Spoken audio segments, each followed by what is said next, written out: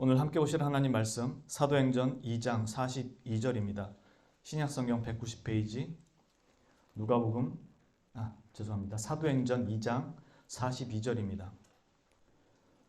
사도행전 2장 42절 말씀입니다. 신약성경 190페이지 사도행전 2장 42절 말씀입니다.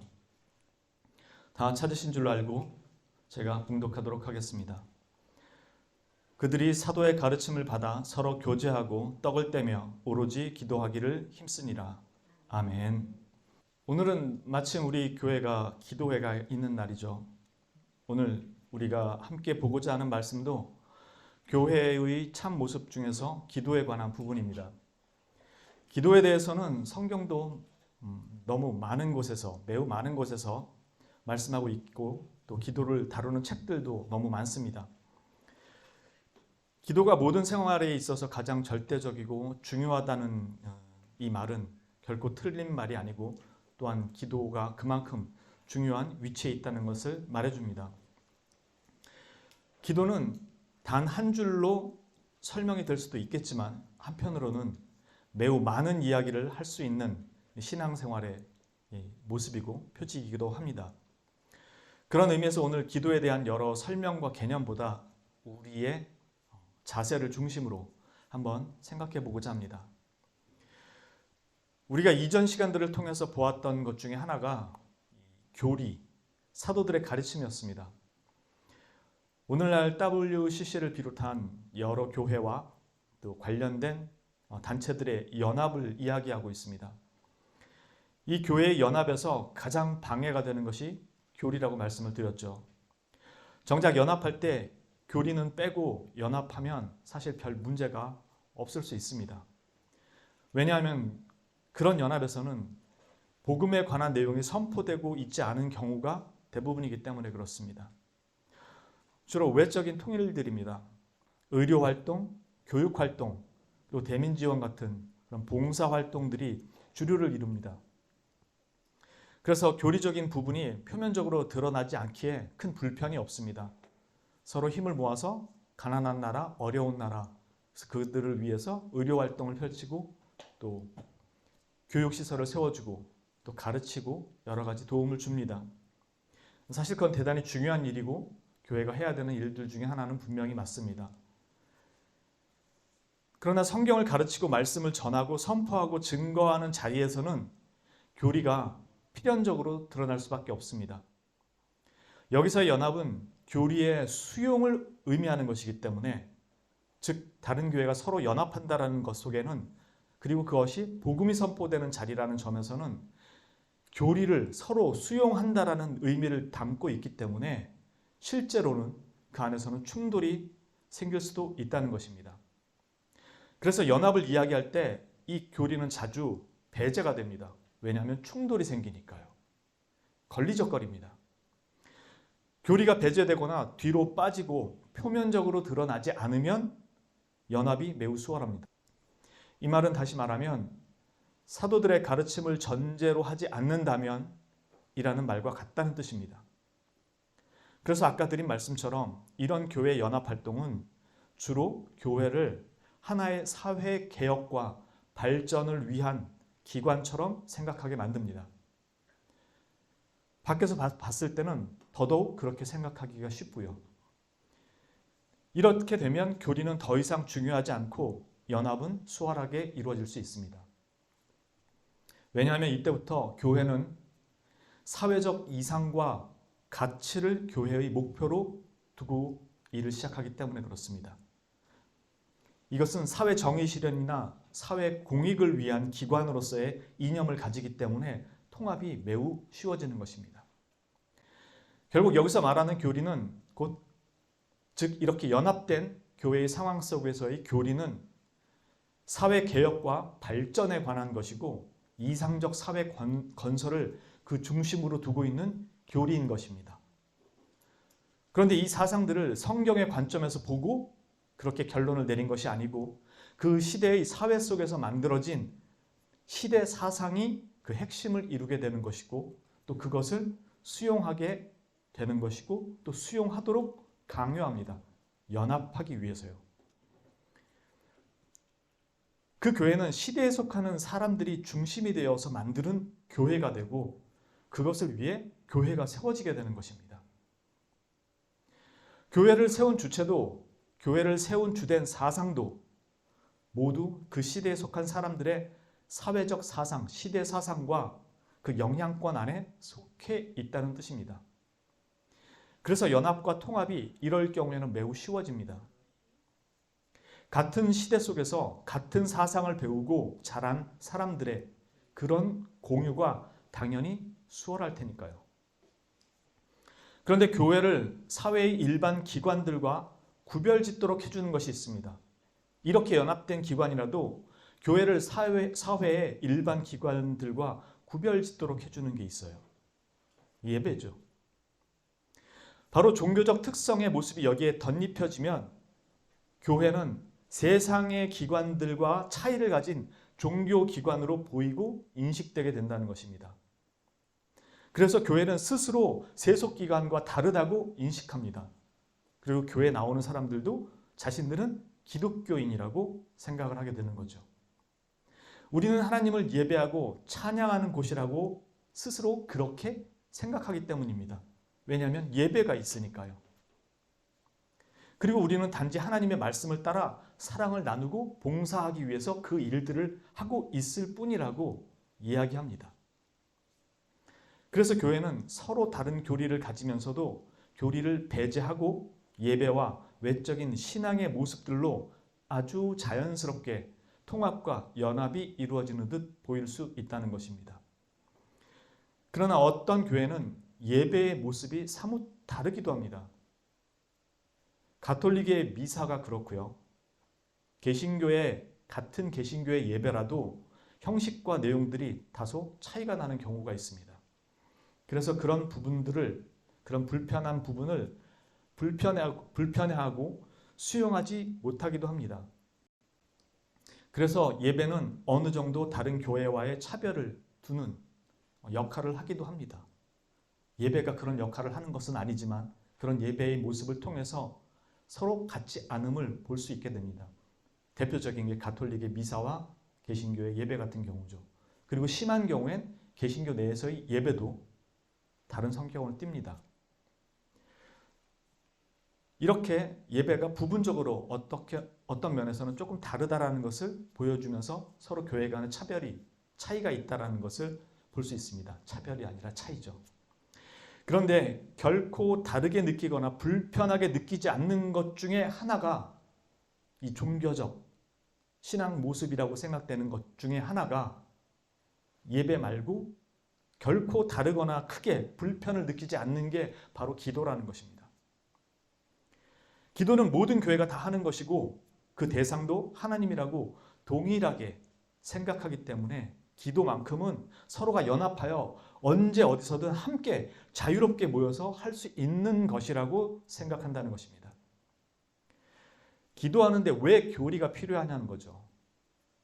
오히려 기도하는데 교리 따지는 사람이 더 답답하고 무식하고 앞뒤 막혀있고 하나님을 정말 제대로 모르는 사람, 그 기도의 은혜와 그 영적인 어떤 그 특별함 속에 푹 잠겨보지 못한 머리로만 신앙생활하는 사람, 이렇게 얘기를 합니다.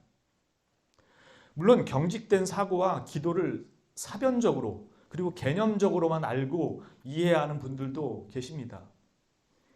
정작 기도는 많이 안 하면서 기도 이야기만 하면 이런저런 태클을 거는 분들도 있습니다. 그렇기 때문에 교회가 함께 모여 기도한다는 것만큼 은혜스러워 보이고 연합에 방해받지 않는 신앙의 모습도 사실 없습니다. 가장 연합이 아름답게 보이는 모습입니다. 가장 자연스러워 보이고 가장 교회다운 모습이고 가장 잘하는 신앙의 생활 모습으로 보입니다.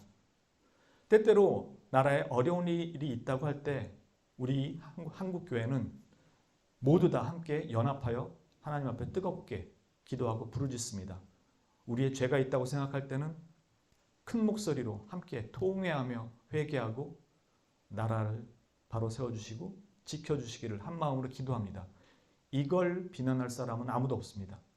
비난하는 사람이 문제죠. 그건 정상적으로 우리가 함께 모여 하나님 앞에 기도하는 내용들이니까요. 그럼에도 제가 이렇게 말을 하는 이유는 저 역시도 단언컨대 교회가 이 기도에 힘쓰는 것만큼 중요하고 잘하는 신앙생활의 모습도 없다고 생각합니다.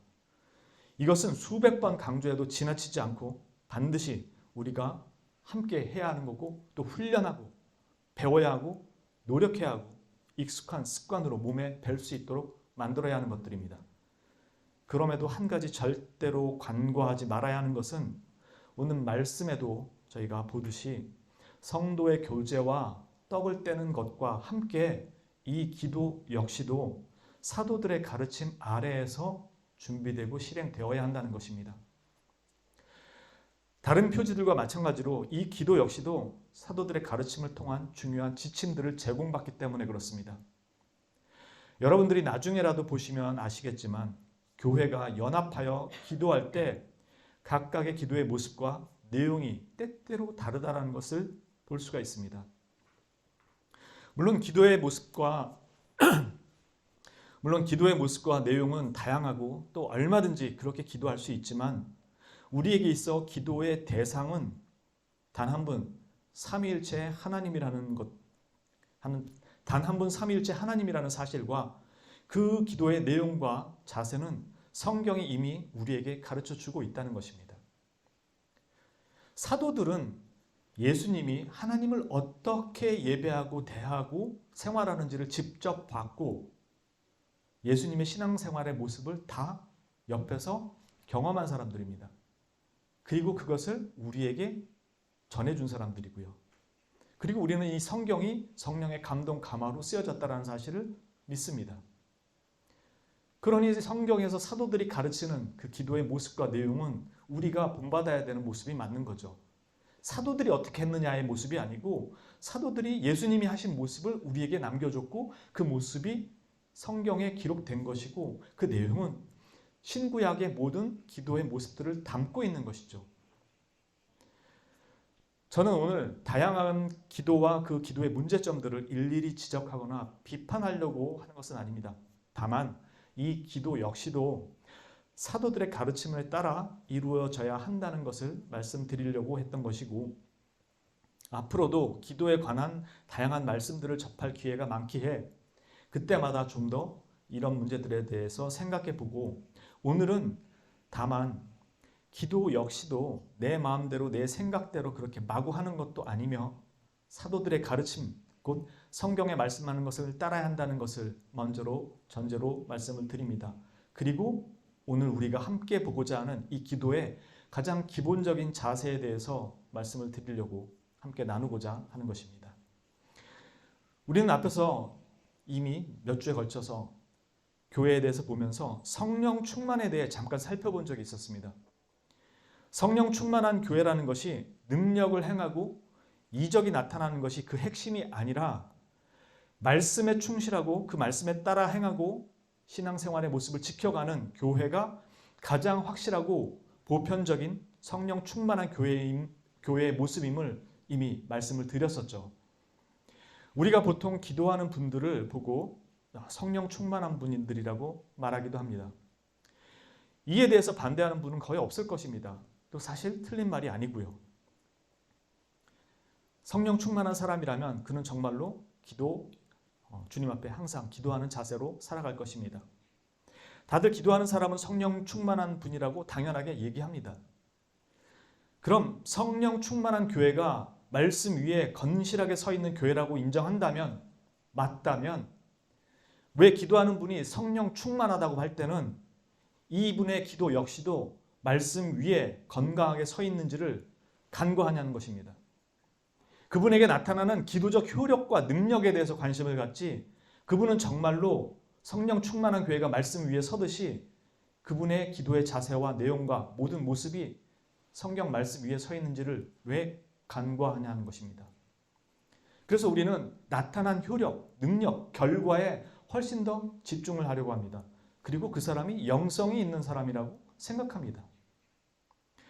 성령 충만이 말씀과 별개가 아니듯이 이 기도도 말씀과 절대로 떨어질 수가 없습니다. 그런데 마치 기도는 말씀과 상관없이 얼마나 오래 하고 자주 하며 얼마나 영적인 언어들을 쏟아내는지에 대해서 더 관심을 가집니다. 그리고 나타나는 결과에 관심을 가지고요. 방언 기도를 하는 분이 더 영성 있고 영적이고 능력 있는 분이고, 혹여나 기도로 앞일을 내다보거나 알아내거나 하나님과 특별히 소통한다고 주장하면 그분을 대단히 영적으로 눈이 뜨여 있는 분, 그러지 못한 분들은 눈이 닫힌 분들처럼 생각을 한다는 것입니다. 문제는 그런 분들을 돈 봉투 들고 찾아다니면서 자기 대신 기도해 주기를 요청하는 경우가 태반이라는 거죠. 이미 우리가 지금 보고 있듯이 성령 충만은 철저하게 말씀에 기반합니다. 그래서 그분의 기도의 내용과 그분이 하는 모든 어떠한 신앙의 모습도 말씀 밖으로 나가거나 말씀 밖에서 이야기하는 것이라면 그건 다시 봐야 하는 것입니다. 아무리 실제로 어떠한 능력이 나타나거나 외적인 모습들이 보여도 그건 그렇게 판단해서는 안 되는 것입니다. 왜냐하면 성령님은 자신 우리에게 알려주시고 선포하시고 가르쳐주신 성경 말씀과 위배되는 모습으로 오늘날 저희에게 보여주지 않기 때문입니다. 한 성령이시기 때문에 성경에 기록된 걸 오늘날에도 보여주시는 거지, 성경과는 상관없는 것들, 위배되는 것들을 저희에게 보여주거나 가르쳐주시지 않기 때문입니다.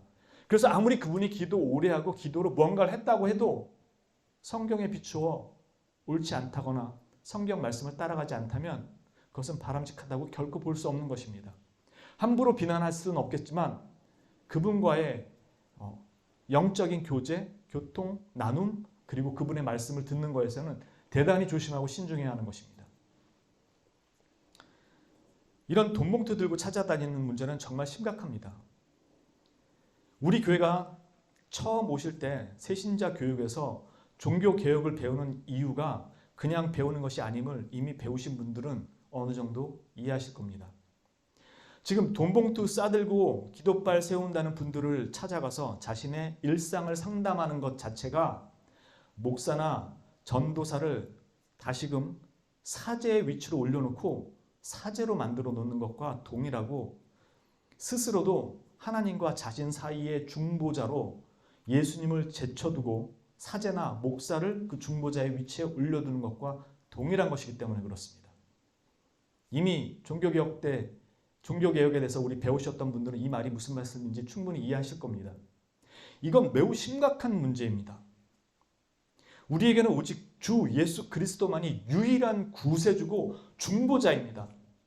성경 속에서 말씀하는 중보자는 그리스도 외에는 없습니다. 물론 성령 하나님, 보혜사 성령 하나님도 말씀하시지만 우리에게 실제로 이 땅에 오셔서 하나님과 우리 사이를 열고 하나님과 우리가 함께 화목하게 만들어주시고 우리의 모든 바를 듣고 응답해 주시는 유일한 중보자는 그리스도밖에 없습니다. 그래서 우리는 사람에게 중보자라는 말을 절대로 쓰지 않습니다. 어느 누구도 우리를 위해, 우리 이 죄인들을 위해 희생 제사로 드려줄 수 있었거나 율법 준수를 온전하게 감당할 수 있었던 사람이 없었습니다. 우리에게는 오직 단 한 분 예수 그리스도만이 유일한 중보자입니다. 그래서 우리 선조들은 중보 기도라는 말도 사실 잘 쓰지 않았습니다. 도고 기도라고 얘기했죠. 물론 저는 이런 용어를 가지고 따지려고 하는 것은 아닙니다. 이미 많은 분들에게 일상적인 언어가 되어버렸고, 그리고 그렇게 얘기한다 그래서 상대방을 중보자로 생각하시는 건 아니라는 것을 알기 때문에 이런 용어들을 타박하려고 따지려고 하는 것은 아닙니다. 다만 이게 일상적인 기독교 용어가 되었고 그렇기 때문에 여러분들이 그렇게 알고 있다는 사실에 대해서 중보자라는 의미가 무엇인지는 명확히 이해는 하고 계셔야 한다는 것을 말씀드리는 것입니다. 우리를 대신해서 하나님 앞에 화해자로 만드시는, 중보자로 만드시는, 중보자가 되시는 분은 예수 그리스도밖에 없습니다. 그래서 우리는 기도의 내용을 타인에게 맡기거나, 심지어 시몬 마술사가 돈 주고 성령 받기를 원했던 것처럼 우리의 그 일상에 대한 것들을 다른 사람을 찾아가서 대신 해달라고 요청할 수가 없는 것입니다. 너무나도 심각한 죄입니다. 기도는 내가 누군가에게 대신 맡기도록 하신 것이 아닙니다. 하나님과 나 사이에 장벽이 생겨서 주께로 갈 수 없었던 것을 그리스도께서 자신의 육체로 다 그 담을 허무시고 우리가 거룩하신 하나님 앞에 직접 나아갈 수 있게 하신 것입니다. 그래서 우리는 우리의 기도를 하나님께 직접 예수 그리스도를 통해 아뢰을 수 있게 된 것입니다. 히브리서 10장 19절, 20절, 22절 말씀입니다. 그러므로 형제들아 우리가 예수의 피를 힘입어 성소에 들어갈 담력을 얻었나니 그 길은 우리를 위하여 휘장 가운데로 열어놓으신 새로운 살 길이요 휘장은 곧 그의 육체니라. 우리가 마음의 뿌림을 받아 악한 양심으로부터 벗어나고 몸은 맑은 물로 씻음을 받았으니 참 마음과 온전한 믿음으로 하나님께 나아가자. 예수님 죽으셨을 때 휘장이 찢어지잖아요. 예수님이 죽으신단 말이에요. 자신의 몸으로 하나님과 우리 사이를 가로막았던 그 휘장을 자신의 몸으로 찢으신 겁니다. 그래서 우리는 직접 하나님 앞에 나아갈 수 있게 된 거예요. 여기에 어느 누가 개입하거나 끼어들 수 있다는 것입니까? 하나님께서 그 아들을 통해 직접 그분께 나올 수 있게 하셨는데 오히려 다른 사람을 찾아간다는 것이 하나님의 이 은혜를 하찮게 여기고 버리는 것과 무엇이 다르겠습니까? 물론 자신의 기도를 함께 돕기를 원하고 동참해 주기를 바라는 마음과 그런 마음으로 또 간절한 마음에 도움을 구할 수 있습니다. 그래서 목사를 찾아와서 기도 제목을 말하고 주님, 목사님 함께 기도해 주십시오 라고 기도 요청을 하기도 하고 구역원들에게 함께 그 기도 내용을 나누기도 합니다. 두세 사람이 합심하여 기도할 때 하나님의 응답은 더 확실하고 더 분명하다고 말씀합니다. 우리 교회는 이렇게 기도회가 있는 날 중요한 자신의 기도의 내용을 나누고 함께 기도하지 않습니까? 우리 교회도. 그러나 누가 영성이 있네 없네 하면서 그런 사람을 찾아가서 돈봉투 내밀고 대신 기도해 주기를 바라거나 앞니를 내다봐 주기를 바라는 그런 행위는 정말 악한 행위입니다. 그건 하나님께서 엄격하게 금하신 것입니다. 그건 신앙이 좋은 게 아니라, 왜냐하면 그 사람은 믿음으로 하나님 앞에 나아갔을 테니까요. 그러나 그건 좋은 신앙이 아니라 하나님께서 주신 선물과 권리를 내다 버린, 저버린 행위입니다. 하나님을 기만하는 것과 같습니다. 히브리서 기자가 계속 그렇게 강조하는 것이 그것입니다. 히브리서 4장 14절 16절에 보면 그러므로 우리에게 큰 대제사장이 계시니 승천하시니 곧 하나님의 아들 예수라. 우리가 믿는 도리를 굳게 잡을지어다. 우리에게 있는 대제사장은 우리의 연약함을 동정하지 못하실 리가 아니요 모든 일에 우리와 똑같이 시험을 받으신 이로되 죄는 없으시니라.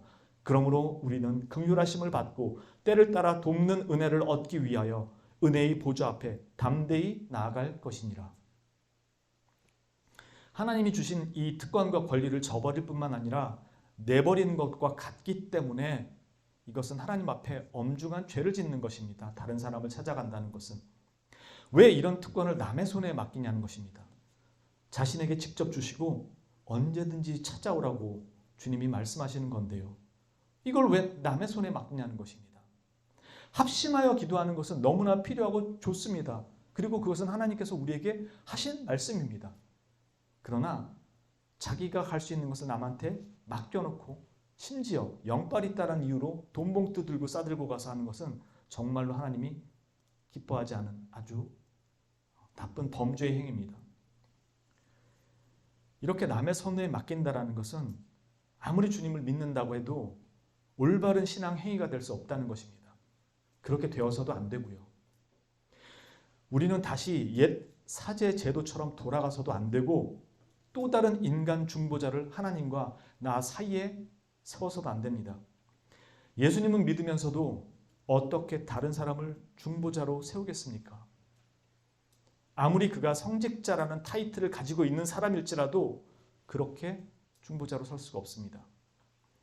언제든 저에게 찾아오셔서 기도 제목을 나누시고 기도해 주시기를 원하시고 저를 찾아오신다면 저는 정말로 감사히 기쁘게 기꺼이 여러분들과 함께 기도할 것입니다. 왜냐하면 제 직분 중에 맡은 역할이 그 중에 하나이기 때문입니다. 그게 목사의 직무 중에 가장 중요한 직무 중에 하나이고 또 당연히 성도님들을 위해 제가 해야 되는 일이기 때문에 저는 기쁘게 그걸 받을 것입니다. 성경 역시도 아픈 사람 있으면 장로들 청해서 믿음의 기도를 요청하라고 합니다. 필요하다면 언제든 찾아오셔서 기도를 요청하신다면 제가 위하여 여러분이 가지고 오신 그 기도 제목들을 위하여 함께 기도하고 동참할 것이지만 마치 제가 여러분들이 할 수 없는 것들을 하는 뭔가 다른 중보자나 매개자인 것처럼 찾아오셔서 성도님들을 대신해서 하나님 앞에 여러분의 기도를 대신 들고 나갈 수 있는 존재처럼 생각하시고 저에게 여러분이 해야 할 기도를 맡기려 찾아오신다면 그것은 제가 받아들일 수가 없습니다. 아니, 혼나겠죠, 저한테. 그건 여러분이 지금 말씀을 듣고 생각해 보셔도 너무 당연한 이야기 아닙니까? 주님은 내 집은 만민의 기도하는 집이라고 하셨고 우리는 죄인이지만 그리스도로 말미암아 이제는 결코 두려움 없이 하나님 앞에 나아갈 수 있는 자들이 된 이 특권을 얻은 자들입니다. 내 기도가 연락될까?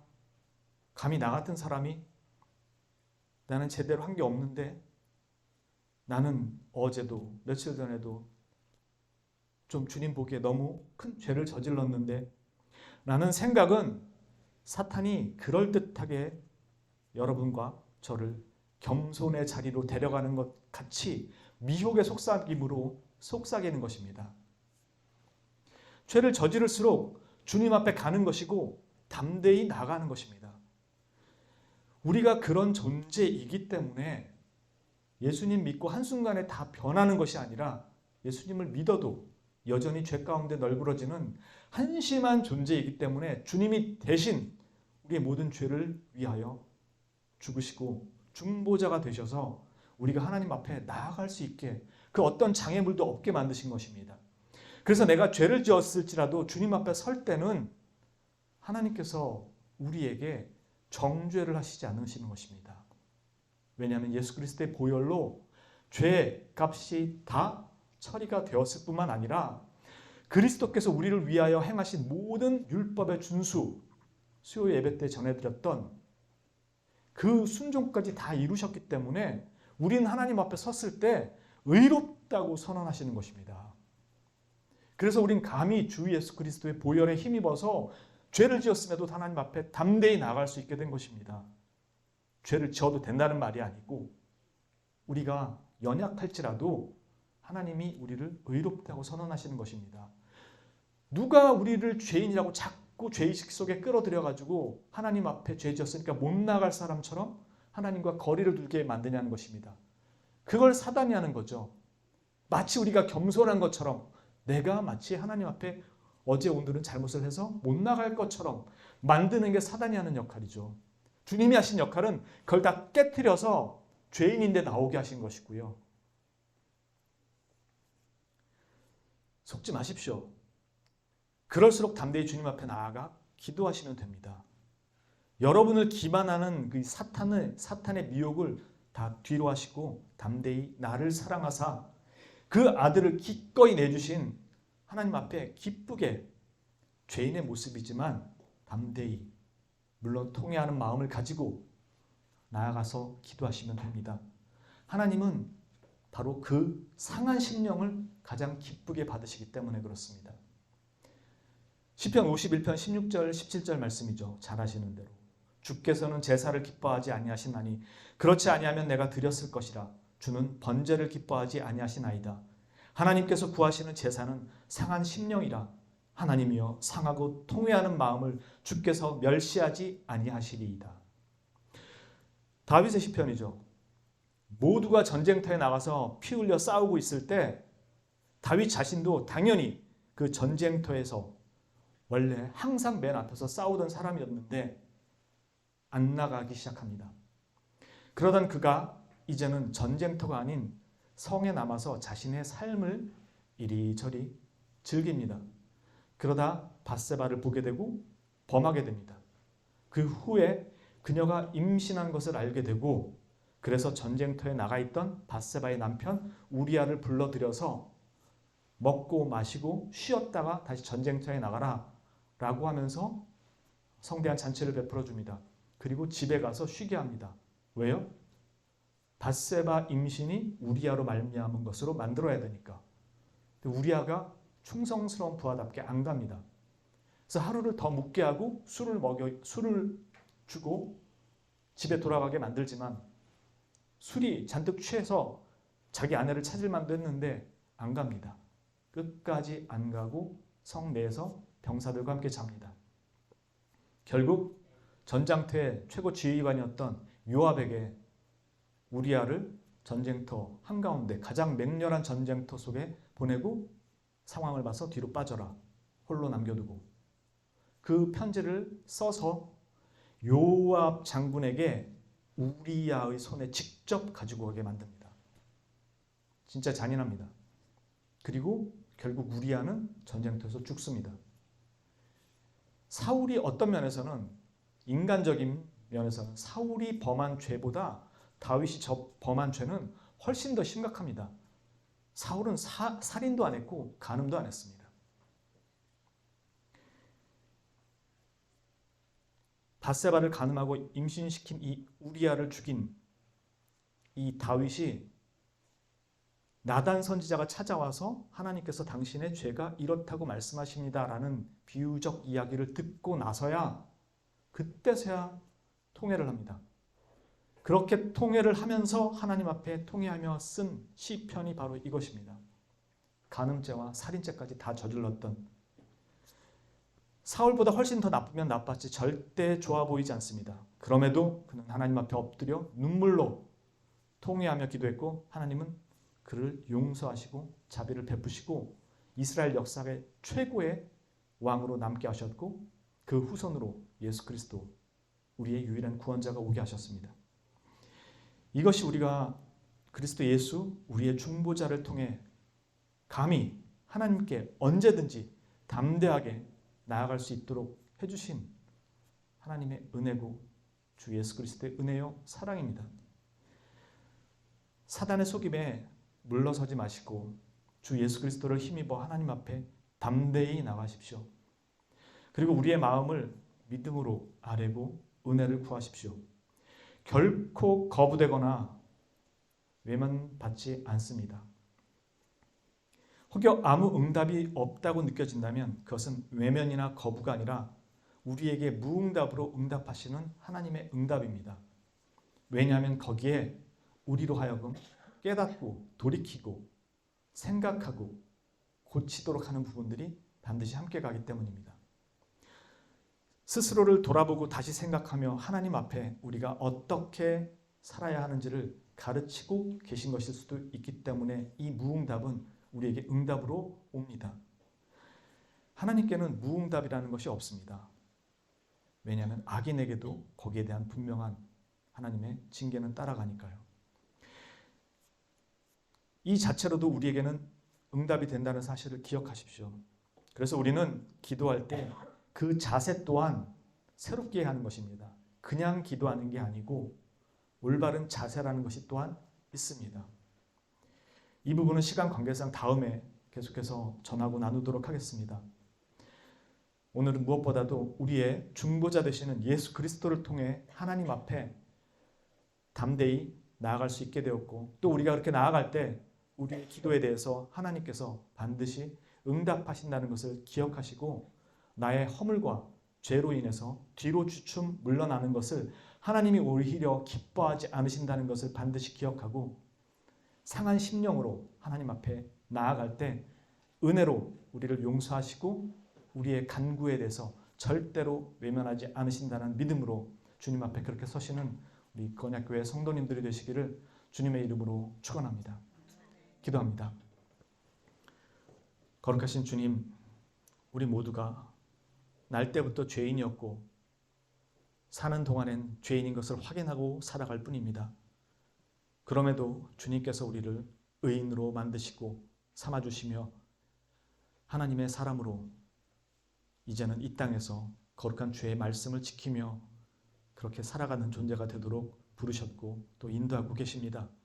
우린 때때로 넘어지고 여전히 연약함 속에 죄를 짓지만 우리가 주 예수 그리스도로 말미암아 이제는 하나님 앞에 의롭다 여김을 받는 자로 섰음을 기억하고 뒤로가 아닌 앞으로 한 발 더 성큼 주의 사랑으로 나아가는 주님의 은혜를 기뻐 누리는 하나님의 복된 백성으로 살아갈 수 있도록 인도하시고 날마다 그 기도의 입술이 열리며 하나님을 찬양하는 복된 하나님의 성도들 될 수 있도록 인도하여 주옵소서. 이 모든 말씀을 거룩하시고 우리의 유일한 구속주 되시는 그리고 중보자 되시는 구주 예수 그리스도의 이름으로 감사드리며 기도합니다. 아멘.